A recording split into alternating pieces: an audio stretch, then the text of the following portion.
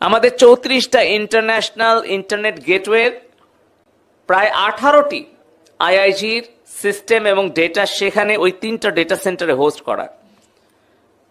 ত্রাণ পুনর্বাসন অধিদপ্তরের নিচতলায় পুরোটা পুড়িয়ে দিয়েছে। তার পার্শ্ববর্তী আরেকটা ডেটা সেন্টার সেটি আংশিক পুড়িয়ে দিয়েছে এবং 3টা ডেটা সেন্টারের যে ইন্টারনেট যে কানেকশন সেই ফাইবার অপটিক্যাল কেবলগুলো রিডান্ডেন্সি সহ পুড়িয়ে দিয়েছে।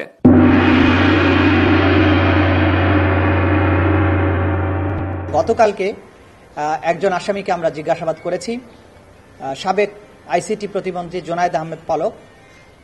সে অনেক তথ্য আমাদেরকে দিয়েছে, যেগুলোর ব্যাপারে আমরা তার নিজের কাছ থেকে যেমন পেয়েছি, পাশাপাশি অন্যান্য সোর্স থেকেও যেটা পেয়েছি, যে জুলাই আগস্টের এই অভ্যুত্থান চলাকালীন সময়ে ইন্টারনেট বন্ধের যে নাটক করা হয়েছিল সেটি কোনো দুর্ঘটনা ছিল না। খায়ের টাওয়ার বা কোন টাওয়ারে আগুন লেগেছে এগুলোর কোনো ব্যাপারই ছিল না। সেখানে সে স্বয়ং স্বীকারোক্তি দিয়ে বলেছে বা নিজে স্বীকার করেছে যে এই ইন্টারনেট তদানীন্তন প্রধানমন্ত্রী এবং এই মামলাগুলোর প্রধান আসামি শেখ হাসিনার নির্দেশে সরাসরি প্রধানমন্ত্রীর কাছ থেকে নির্দেশনা আসার পরে তথ্য প্রতিমন্ত্রী নির্দেশ দিয়ে আইআইজি ইন্টারন্যাশনাল ইন্টারনেট গেটওয়ে, এই গেটওয়েদের একটা হোয়াটসঅ্যাপ গ্রুপ খোলা হয়। সেই গ্রুপে সরাসরি নির্দেশ দেওয়া হয় ইমিডিয়েটলি ইন্টারনেট শাটডাউন করো, এবং তাদেরকে এটা এনশিওর করতে বলা হয় যে করার পরে আবার জানাও যে ইট ইজ ডান। এই তথ্যগুলো আমরা বিভিন্ন সোর্স থেকে পেয়েছি, সেগুলো যাচাই বাছাইয়ের জন্য সেই সংশ্লিষ্ট আসামিকে আমরা জিজ্ঞাসাবাদ করেছি, তিনি এটা সত্যায়ন করেছেন। সুতরাং ইন্টারনেট বন্ধের মাধ্যমে জুলাই আগস্টের সংগঠিত গণহত্যাকে গোটা দুনিয়ার কাছ থেকে আড়াল করার যে কথা আড়াল যে করা হয়েছে এবং এটার ব্যাপারে যে মিথ্যা অজুহাত দেওয়া হয়েছে যে ইন্টারনেট কেবল লাইন পুড়ে গিয়েছিল, এটা হয়েছিল সেটা হয়েছিল, সর্বৈবভাবে মিথ্যা।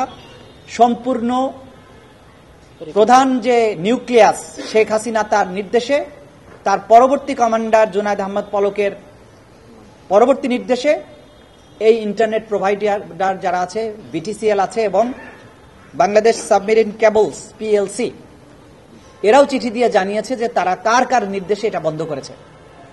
সুতরাং এই রাষ্ট্রীয় সংস্থাগুলোকে বাধ্য করে তদানীন্তন ক্ষমতাশালীরা, এই আসামিরা বাংলাদেশের ইন্টারনেট শাটডাউন করেছিল এবং এই গণহত্যাকে এক্সপেডাইট করেছিল। এই তথ্যগুলো আকাররূপে আমরা পেয়েছি, এগুলোকে আমরা ফর্মুলেট করছি, এখন এগুলোকে আমরা বিচারের উপযোগী করে কোর্টে প্রেজেন্ট করব। আপনারা জানেন যে এই মামলার তদন্তকালে কতদিনের মধ্যে শেষ করতে হবে আইনে কোনো সুনির্দিষ্ট বিধান নেই, কিন্তু এত বড় গ্র্যাভিটির একটা মামলার প্রপার তদন্ত করা, প্রপার একটা রিপোর্ট সাবমিট করার জন্য অনেক সময় প্রয়োজন। সেক্ষেত্রে আমরা ধাপে ধাপে কোর্টের কাছ থেকে সময় নিচ্ছি, যাতে করে আমাদের প্রোগ্রেসটা যথেষ্ট হয়েছে কিনা এটা আমরা কোর্টকে দেখাতে পারি। তো এই কারণে আমরা আজকে 2 মাস সময় চেয়েছিলাম, 2 মাস সময় দিয়েছেন। আগামী 20 ফেব্রুয়ারি পরবর্তী তারিখের এই মামলার জন্য ধার্য হয়েছে। আমরা আশা করব এর মধ্যেই মামলার তদন্ত মোটামুটি অনেক বেশি দূর এগিয়ে যাবে এবং খুব সহসাই হয়তো আপনারা দেখতে পাবেন ক্রমান্বয়ে আমরা এই তদন্ত রিপোর্টগুলো সম্পন্ন করতে পারবো তদন্ত সংস্থার